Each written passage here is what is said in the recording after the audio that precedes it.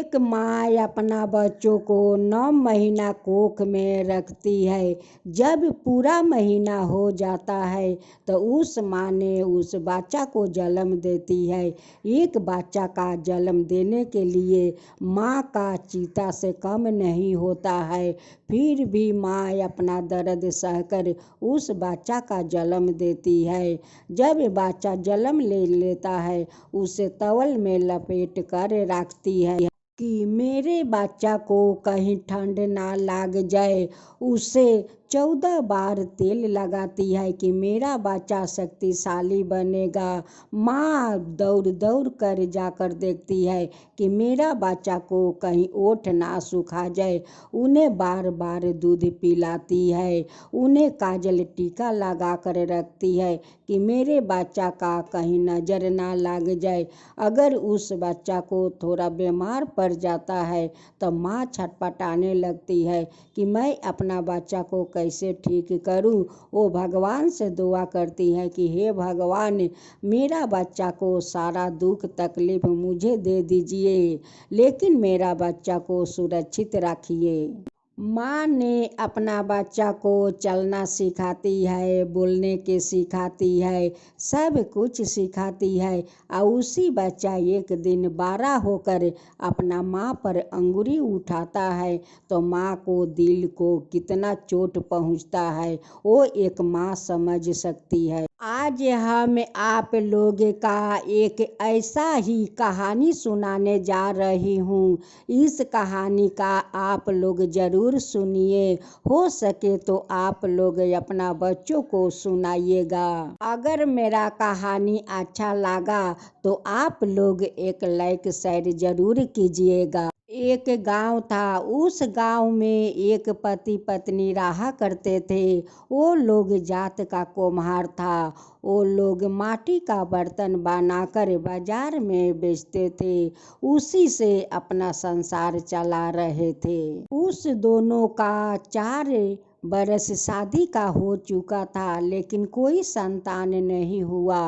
वो लोग बहुत दुखित रहता था कि हम लोग का 4 बरस शादी का हो गया, लेकिन अभी तक कोई संतान भगवान नहीं दिया। उस माता पिता अपना संतान को पाने के लिए ना जाने जहाँ ना जाना था वहाँ पर वो लोग गया।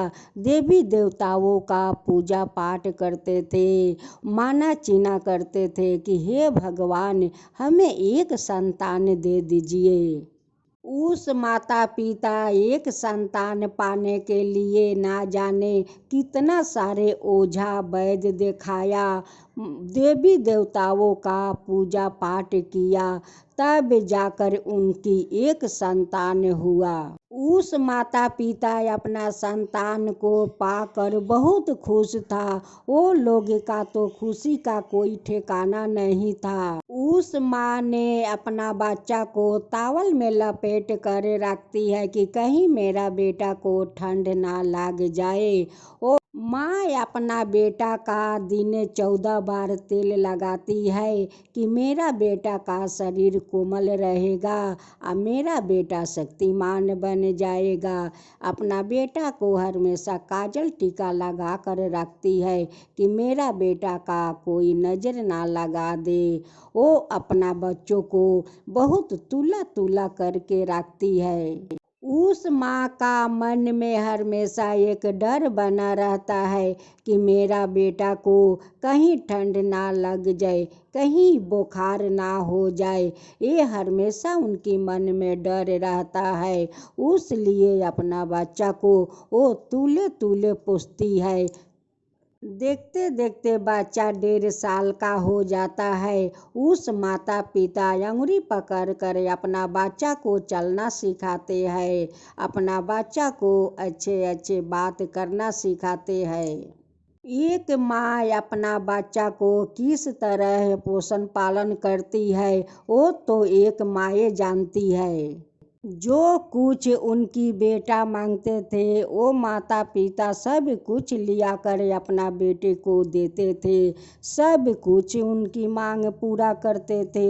उस दोनों पति पत्नी अपना बच्चों को माटी का बर्तन बनाना सिखाते हैं और कहते हैं कि बेटा ये तुम्हारा दादा दादी का रोजी रोजगार है, ये सब हम लोग का करना पड़ता है बेटा, ये सब करना चाहिए, अपना रोजी रोजगार कभी छोड़ना नहीं चाहिए बेटा। उस कुम्हार ने अपना बेटा का नाम सूरज रखा था और कहता है कि बेटा तुम मेरा नाम रोशन करना बेटा। उस माता पिता अपना बेटा को बहुत पढ़ाया लिखाया, वो तो पढ़ लिख कर बड़ा हो गया।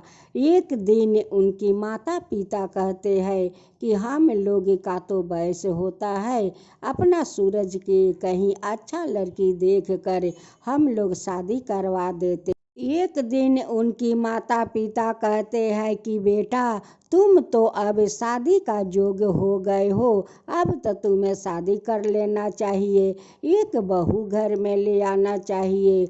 उस माता पिता अच्छा लड़की देख कर अपना बेटा को धाम धूम से शादी करवाते हैं और बहू को घर में ले आते हैं। कुम्हार अपना पत्नी से कहते हैं कि देखो वो लोग का अपना रसोई संभालने दो, हम लोग अपना काम संभालते हैं। दोनों पति पत्नी माटी का बर्तन बनाकर आवा में पकाते थे और पकाकर वो लोग दोनों बाजार में लेकर चले जाते थे। वो लोग का अच्छे माटी का बर्तन बिक जाता, वो लोग का भगवान के दया से कुछ का तकलीफ नहीं था। उस माता पिता कहते हैं कि हम लोग का तो एकलौता बेटा है, उनके लिए हम लोग बहुत अच्छा घर द्वार बना देते हैं कि एक दिन मेरा बेटा को बनाना नहीं पड़ेगा। उनके लिए बहुत सारा धन हम लोग घर में जुटा देते हैं कि वो लोग का एक दिन खाने के लिए तकलीफ नहीं होगा। एक माता पिता अपना बच्चों को बारे में कितना कुछ सोचते हैं, कितना सपने सजा कर रखते हैं कि मेरा बेटा को कोई तकलीफ ना हो, मेरा बेटा को कुछ करना नहीं पड़े। उनकी अड़ोस पड़ोस का सभी औरत लोग कहा करती कि हे सूरज के माँ आप कितना काम करोगी, अब तो तुम्हारा बेटा बड़ा हो गया है, शादी ब्याह कर लिया है, अब तो वही सब संभालेगा और तुम दोनों को वही देखभाल करेगा, इतना मत खटो। सूरज के माँ कहती है कि जब तक हम दोनों को शरीर चलता है तब तक हम लोग काम करते हैं, जब हम लोग का शरीर नहीं चलेगा तब तो सूरज तो करेगा। उस माता पिता घर द्वार बनवा दिया, घर में सारा धन भर दिया, अब तो वो लोग बहुत बुरा हो चुके थे, वो लोग से तो अब काम नहीं हो रहा था। एक दिन सूरज के माँ कहती है कि बेटा हम दोनों के लिए तुम बाजार से 2 जिलेबी आन दोगे। बेटा कहते हैं कि माँ मैं कल जाकर तुम लोग के लिए जिलेबी मैं ला दूंगी। उसी दिन उनकी पत्नी कहती है कि सुनते हो जी, मेरा तो बिंदिया नहीं है, मेरे लिए आज बाजार जाकर बिंदिया आन दो। पत्नी का बात सुनकर सूरज जाकर उनके लिए बिंदिया ले आते हैं। माँ कहती है बेटा से कि बेटा तुम तो आखिर बाजार तो गए हुए थे, उसी समय 2 जिलेबी ले आते मेरे लिए। बेटा कहता है कि माँ मैं तो भूल गया था, मैं कल जाकर तुम्हारे लिए जिलेबी ला दूंगी। ओ माँ कहती है कि बेटा मुझे तो आज खाने के लिए मन कर रहा था, कल लिया कर तुम क्या करोगे। सूरज का पिताजी कहते हैं कि बेटा आज तो मुझे संतरा खाने के लिए मन करता है, एक संतरा आन देगा बेटा। ओ बेटा कहता है कि पिताजी जब मैं बाजार जाऊंगी तो आपके लिए मैं संतरा आन दूंगी। नहीं उस बेटा माता पिता को जिलेबी खिलाया और नहीं उस बेटा माता पिता को संतरा खिलाया। उसी दिन सूरज का पिता बाहर निकल कर लाठी के सहारे टहल रहा था। टहलते टहलते उनकी माथा घूर जाता है और वो माटी में गिर कर उनकी मृत्यु हो जाता है। माँ जब निकल कर देखती है तो अपना सूरज को बुलाती है, बेटा देखो तुम्हारा पिताजी को क्या हो गया, बेटा देखो तुम्हारा पिताजी को क्या हो गया। लेकिन घर से तो बेटा निकला ही नहीं। सारा पड़ोस का आदमी का भीड़ लग गया, लेकिन सूरज घर से नहीं निकला। वो तो अपना पत्नी का खुशी में हैरान। उनके पड़ोस में एक वयस्कर सदस्य था। वो जाकर कहता है कि क्या रे सूरज, तेरा पिताजी गिरकर मृत्यु हो गया है और तू अपना पत्नी को खुशी दे रहा है, लेकिन घर से नहीं निकलता है। तू कैसा बेटा है रे, तू कैसा बेटा है कि पिताजी को मृत्यु होने पर तू घर से नहीं निकलता। उस माँ ने अपना पति को सर अपना जगह पर रख कर रोती रही। अपना पिताजी को ले जाकर शमशान में संस्कार किया, अकर के घर आया। माँ बेटा मिल कर अपना पिताजी को सारा क्रियाक्रम किया। देखते देखते सूरज का पिता का मृत्यु तो कुछ दिन बीत गया। एक दिन सूरज कहीं जा रहा था, बीच रास्ते में माथा घूर कर गिर पड़ा और उनकी प्राण तो शरीर में नहीं है, उसी रास्ता में पड़े हुए है। आते जाते लोग सब लोग देख रहा था। सूरज का पिता का मृत्यु का कुछ दिन तो बीत गया था और उनकी माँ उनकी पिता का शोक में वो बीमार पड़ चुकी थी। एक दिन माँ अपना बेटे से कहती है कि बेटा मुझे एक गिलास पानी पिला दे, मैं तो उठ नहीं सकती हूँ बेटा। बेटा कहता है कि माँ वही पर तो पानी है, तुम तो लेकर पी सकती हो। ये सब बात सुनकर तो माँ का आँख से आंसू बहता है, लेकिन माँ अपना बेटे को एक शब्द खराब नहीं बोलती है। माँ उस दिन का सोचती है जिस दिन दर्द सहकर अपना उस बेटा को जन्म दिया, वो सब सोचकर माँ आँख से आंसू बहाती है। उस माँ ने उस दिन के लिए सोच रही थी जिस दिन अपना बेटा को तेल मालिश किया, काजल टीका लगाकर लोगों से नज़रों से बचाया, उस दिन का सोचकर आँख से आंसू बहा रही थी। उस माँ ने उस दिन का सोच रही थी जिस दिन उनकी पिता का मृत्यु हो गया था और वो माँ बोलाते बोलाते थक गई, लेकिन बेटा घर से नहीं निकला। उस दिन का सोच कर माँ आँख से आंसू बहाती है। माँ का तो मुँह में आग पानी दोनों बरसते हैं। माँ जब आशीर्वाद देती है तो घर में फूल बरसते हैं, और जब माँ अभिशाप देती है तो उनको पड़ जाते हैं। लेकिन माँ तो ऐसा नहीं करती है, अपना बेटा के लिए अभिशाप कभी नहीं देती है। एक दिन सूरज कहीं जा रहा था, जाते जाते रास्ते में बेहोश पड़ जाता है। आते जाते सभी लोग देखते हैं, लेकिन उसे कोई नहीं उठाता है। सब लोग यही बात कह रहे थे कि यही बेटा है कि अपना बाप को मृत्यु पर घर से नहीं निकला था, देखो आज रास्ते में बेहोश होकर पड़ा है। एक आदमी आकर सूरज का माँ से जनाते हैं कि तुम्हारा बेटा रास्ते में बेहोश पड़ा है। उस बीमारी माँ उठ कर लाठी के सहारा जा रही थी और उधर यमराज लेने के लिए उनकी बेटा को आकर हाजिर था। जब माँ वहाँ पर चौंक कर देखती है बेटा को बेहोशी, उसकी सर उठाकर अपना जांघ पर रख कर रोती है और उस आदमी से पूछती है कि तुम कौन हो, यहाँ पर क्यों आए हो। वो कहते हैं कि माई मैं तो यमराज हूँ, तुम्हारा बेटा को लेने के लिए मैं आया हूँ। उस माँ ने यमराज से कहती है कि हे यमराज, इनकी उम्र तो देखो कि इनकी जाने के समय हो गया है। अरे जाने का तो समय मेरा है, इनका नहीं है। इन्हें तुम कैसे ले जा सकते हो? ये तो मेरा बेटा है। अब मेरे बेटे को तुम कैसे ले जा सकते हो? इन्हें तो अभी जाने के समय नहीं हुआ है। आप लेने के लिए आ गए हो जमलोक से। जमराज कहते हैं कि माई, अगर तुम नहीं ले जाने दोगी तो मैं जबरदस्ती ले जाऊंगी। वो कहती है कि तू ले जाकर तो दिखाओ, कैसे तू मेरा बेटा को ले जा सकता है।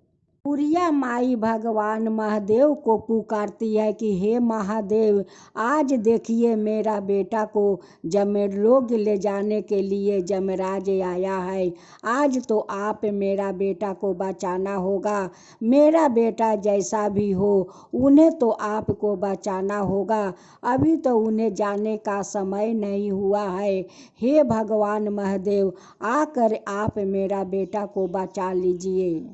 उस बुढ़िया माई का बात सुनकर भोलेनाथ तो दौड़े चले आए और आकर कहता है कि माई, क्या हुआ कि मुझे पुकार रही हो? वो कहती है कि भगवान देखिए, मेरा बेटा को तो जाने का समय नहीं है। आज जमराज जी मेरे बेटे को ले जाने के लिए तैयार है। वो कहते हैं कि नहीं ले जाने दोगी तो मैं जबरदस्ती ले जाऊंगी। बुढ़िया माई अपना बेटे के लिए भगवान महादेव से विनती करती है कि हे भगवान ने, आप देखिए मेरा तो वयस हो गया है, मैं तो बहुत दिन से बीमार हूँ। अगर जमराज को ले जाना है तो वो मुझे ले जाए, लेकिन मैं तो अपना बेटा को जाने नहीं दूंगी। भगवान महादेव जमराज से कहते हैं कि जमराज, ओ माई ठीक कह रही है। अभी उनकी बेटा का उम्र क्या है? अभी तो उनकी जाने के समय नहीं है। हे जमराज, आप जमलोक लौट जाओ और बूढ़ी माई का बेटा को छोड़ दो। मेराज जी भगवान महादेव का सिर झुका करे ओ प्रणाम करके जमलोक लौट जाते हैं। और भगवान महादेव उनकी बेटा को होश में लिया कर भगवान महादेव कहते हैं कि अरे मूर्ख बेटा, तू अपना माँ को ममता देख। जो माँ जमराज से लड़ रही है तेरा जीवन के लिए, और तू अपना माता पिता को तू इच्छा पूरा नहीं किया। बिना इच्छा बगैर तेरा पिताजी को प्राण निकल गया। तेरा माँ पानी मांगती है तो तू पानी नहीं देता है। कहता है कि वहीं पर पानी है, तू लेकर पी ले।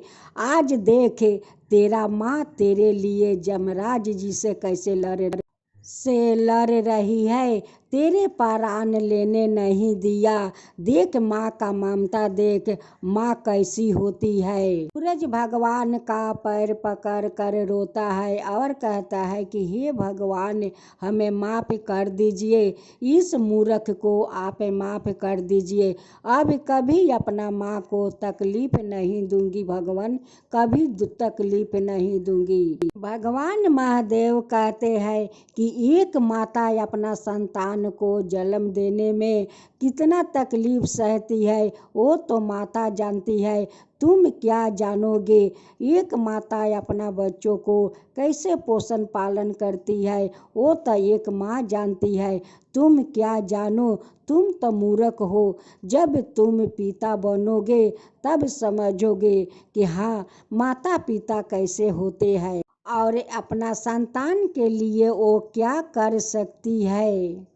सूरज भगवान से बहुत माफ़ी मांगा। माफ़ी उपी मांग कर कहने लगे कि भगवान, अब अपना माँ को कभी तकलीफ़ नहीं दूंगी। मैं अपना माँ को सारा इच्छा पूरा करेंगे भगवान, पूरा करेंगे।